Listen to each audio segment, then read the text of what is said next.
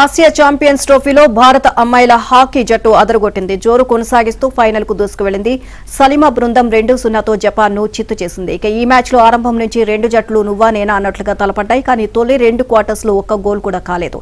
5వ నిమిషంలో సలీమా కొట్టిన ఓ షాట్ ను జపాన్ గోల్ కీపర్ అడ్డుకుంది. ఇక దీపిక, ఉదిత కొట్టిన షాట్లు గమ్యాన్ని చేరలేదు. ఇక పెనాల్టీ కార్నర్లు వరుసగా వచ్చిన రెండు జట్లు ఫినిషింగ్ చేయలేకపోయాయి.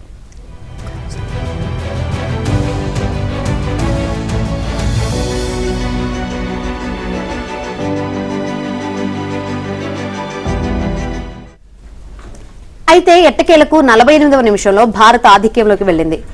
పెనాల్టీ స్ట్రోక్ ను సద్వినియోగం చేస్తూ నవనీత్ కౌర్ స్కోర్ చేసింది. మరో 4 నిమిషాల్లో ఆట ముగుస్తుందనగా లాల్ రేమ్ సియామి ఫీల్డ్ గోల్ సాధించి జట్టుకు తిరుగులేని ఆధిక్యాన్ని అందించింది. ఇవాళ టైటిల్ పోరులో చైనాతో భారత్ తలపడనుంది.